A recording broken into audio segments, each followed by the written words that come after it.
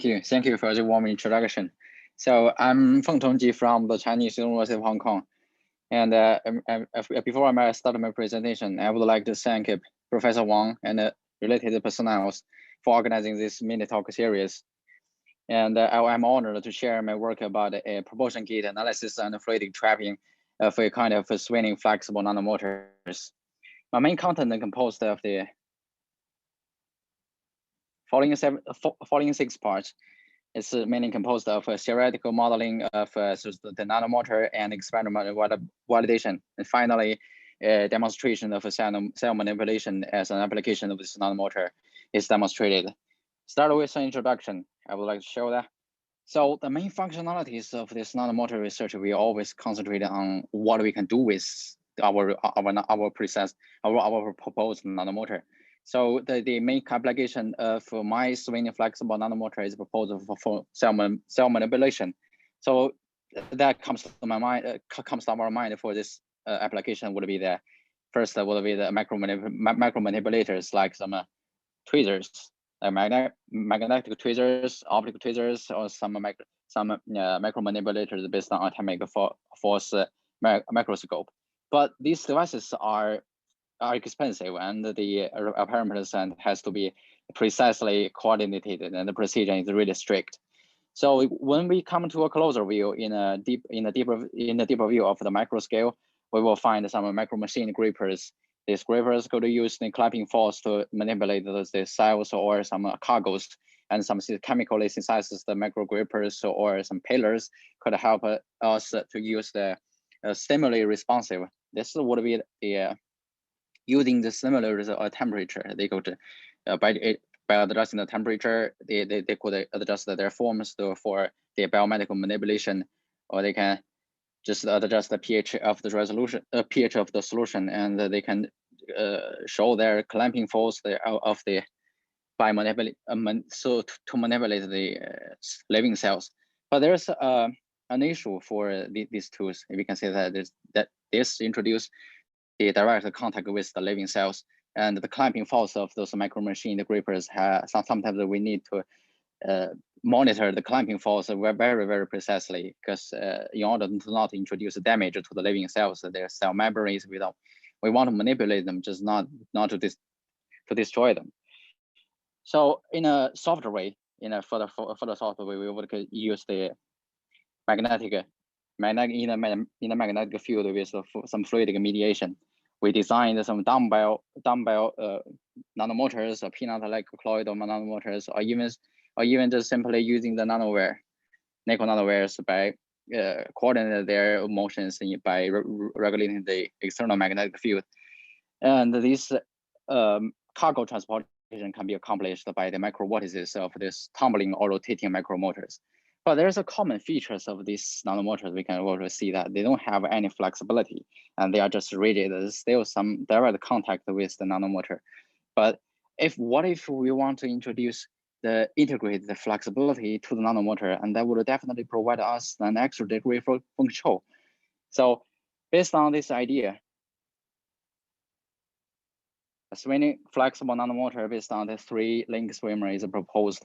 And so start from the proposal of the 3-link to per cell 3-link swimmer, there are many investigations has been concentrated on this topic, and simplifying 3 components connecting with 2 joints, and the sequence has been investigated. The proportional gait sequence to introduce the directional motion has been for theoretical, intensely theoretically investigated. By introducing the slenders and some other parameters introduced by describe the components in a roller-like view, the optimal stroke patterns are also investigated.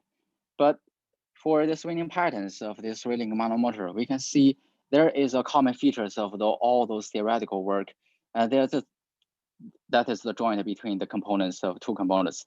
These joints are always simplified as joint with magnetic torque and angles.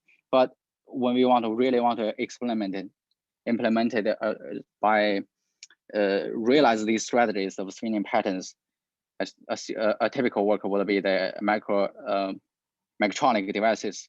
composed of a center part and 2 legs. But this is not favorable for the macro nanoscale. We have to introduce some other strategies and consider about the most important part of how to experimentally implement the analysis of this soft joint, not just simply considered as a point. So based on these objectives and the functionalities, a swinging flexible nanomotor is proposed here. The apparatus is composed of a pair of electromagnets, and the oscillation mode is introduced, just not which is totally different from the previously discussed of rotating. The microvortices is easy to understand to provide some microvortices trapping, but in the oscillation field, I still want to maintain the functionality of the self manipulation, and this is totally in the oscillation mode. The synthesis of nanomotor is just a traditional way for the nanomotor synthesis, the electro deposition way, which is started from the bottom to up, composed of gold, silver, nickel, silver, and gold respectively. But where there's what really important is the process is to etch to partially etch the soft silver connections into a porous and flexible silver, because this makes this critical process and make the nanomotor soft, and this would introduce the flexibility and the degree of freedom for us to control. The theoretical modeling of this nanomotor is to introduce the mobility of the swinging force of the nanomotor. But there's I have concluded the 6 key gates of this nanomotor, because a critical consideration for the theoretical modeling is this flexible joint, which is totally different from previously discussed as the simpler joint. The soft joints of the soft silver connections is considered as linear elastic materials, and under the oscillation field introduced the magnetic torque exerted on the nickel nanowire part, and the front gold and the back gold nanowire just introduced the back silver connections provide propulsions, and the front silver connections provide some regulations for the mobility of the nanomotor. They swing periodically and present different deformation of the silver connection and the recover of the silver connection. And so the whole process is composed of 6 key dates. Now we'll discuss later how these 6 key dates present a directional motion. The silver connections are really important in this study because it connects the magnetic propulsion and the deformation of the silver connections for further directional motion. The propulsion of the nanomotor comes from the Maxwell's surface stress tensor exerted on this nickel nanowire, because the nickel responds to the external field, right? The magnetic torque can be calculated by the integration of the surface stress tensor exerted on the nickel nanowire. And another issue is also considered, because the nanomotor always located near the substrate. The viscous stress introduced by the substrate is also considered. So this swinging flexible nanomotor is introduced by as non-reciprocal gates, because the reciprocal or non-reciprocal is really important for whether the nanomotor can make some effective displacement.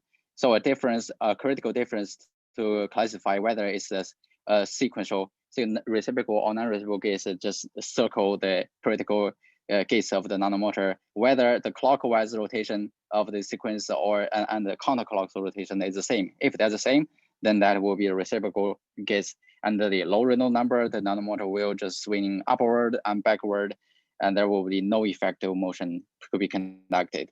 So based on the deposition of the silver connections different, and the nanomotor present 6 key gates, non-reciprocal gates sequence.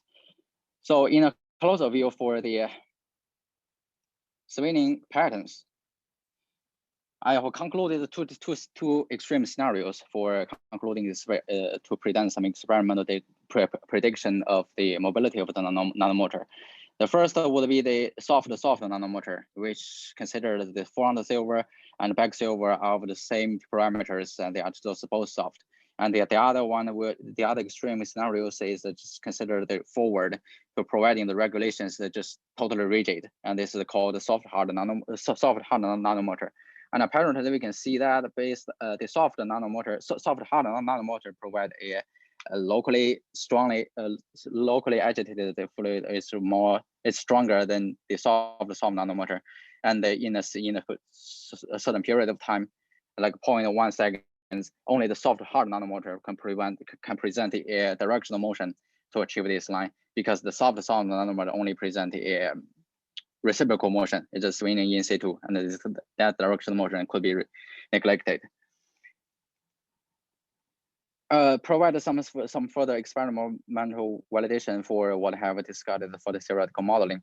So by measuring the swinging angles of these three components, the front gold and the back gold, because the back gold provides some propulsion by recovering the deformed back silver connections, and the front gold silver connections provides some regulations of the total mobility of the nanomotor.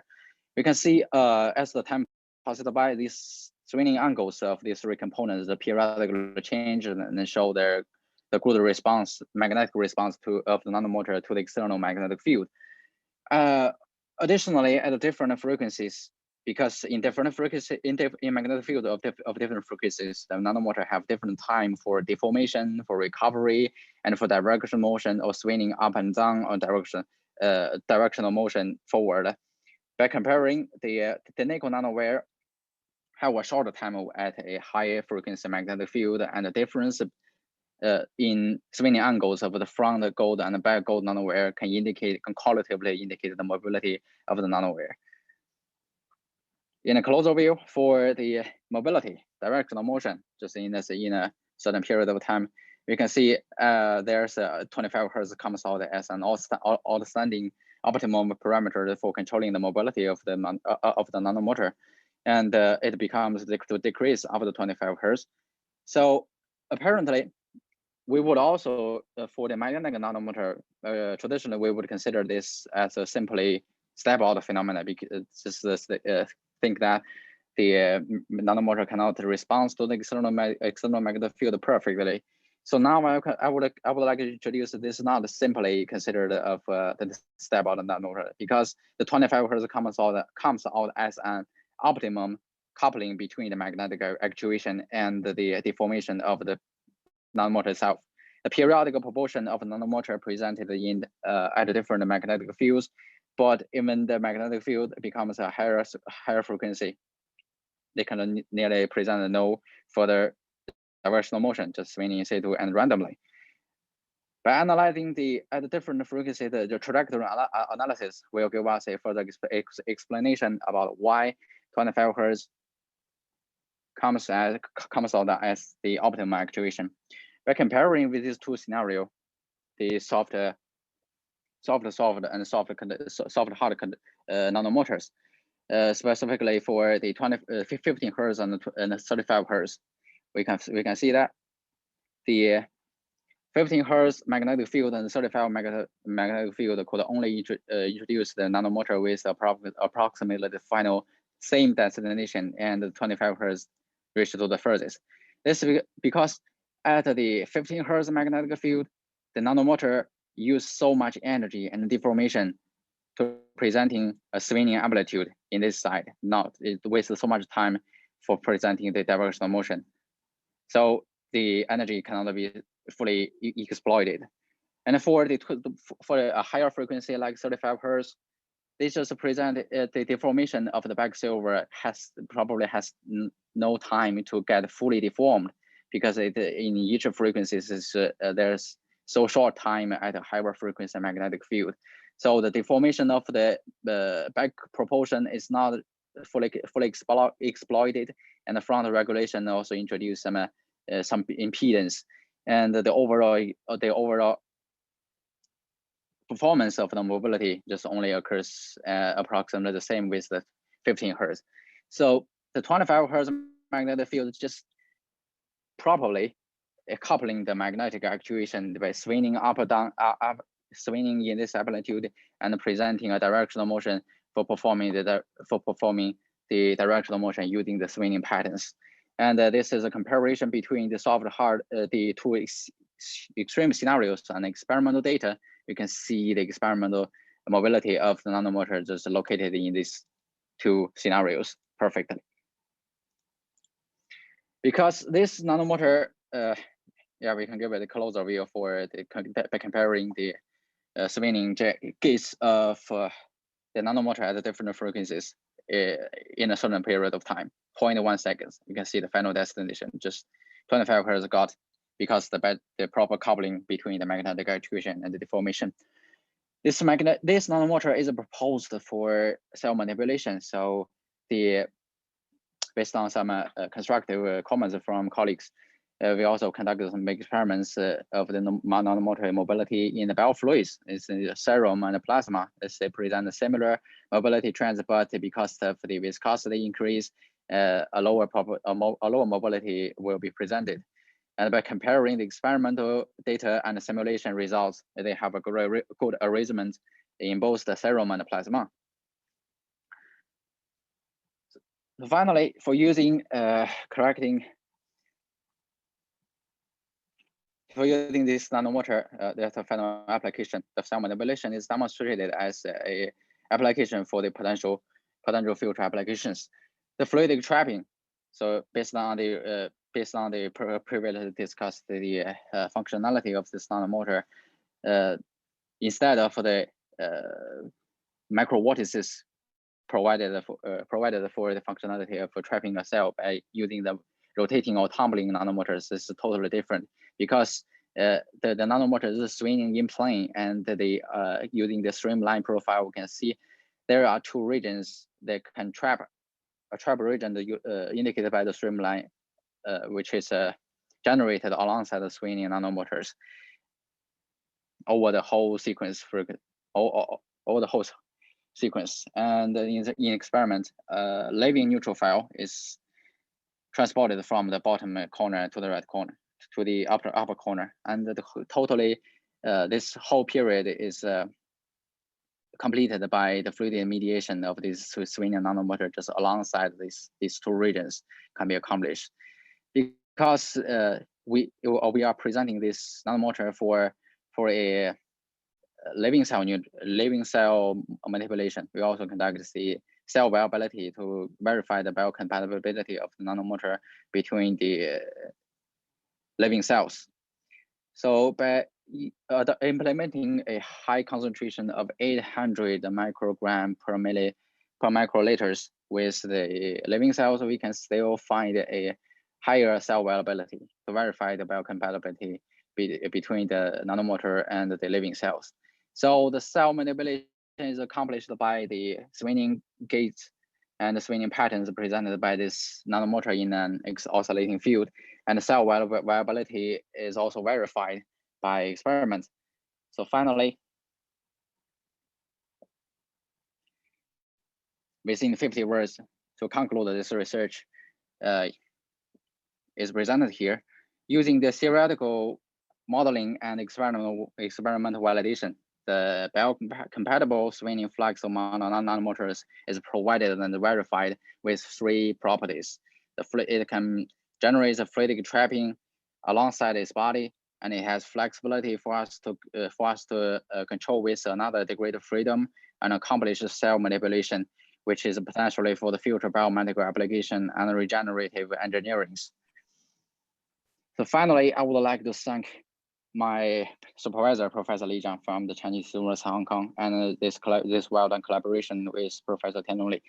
And I also show my great thanks for the support of my colleagues from the Chinese University of Hong Kong. Thank them, and thank you very much for your attention. That's all for my presentation. Okay, thank you, Fengtong. Thank you for your nice talk. Now we are going to the Q&A session. And if the audience have the questions, just unmute yourself and ask question. Okay. So if anywhere I'm not clear or just got confused, just propose your question directly. It's okay.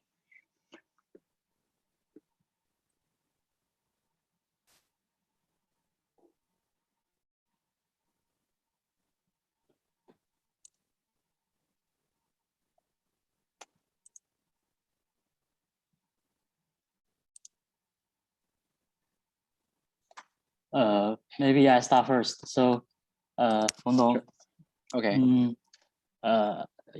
So we have the 3 segments of this micromotor, nanomotors. So what if we have more segments, like 5 segments? What about the speed and the trapping capacities of this kind of nanomotors? What do you think? Well, yeah, that's a really fantastic question, because we always start from a simple question, right? If you implemented some more fragments, there would be more freedom to control. There will be more freedom and more variables we need to control to adjust. That would definitely provide some more functionalities, like you said, the trapping capability, like a larger cell or more cells can be trapped. But this would be a further demonstration based on this basic knowledge of us to understanding the swinging gaits or propulsion or regulation or trapping capacity. So this is a more basic one. That would be a good idea for further development for this swinging nanomotor. Okay. Thank you for your answer.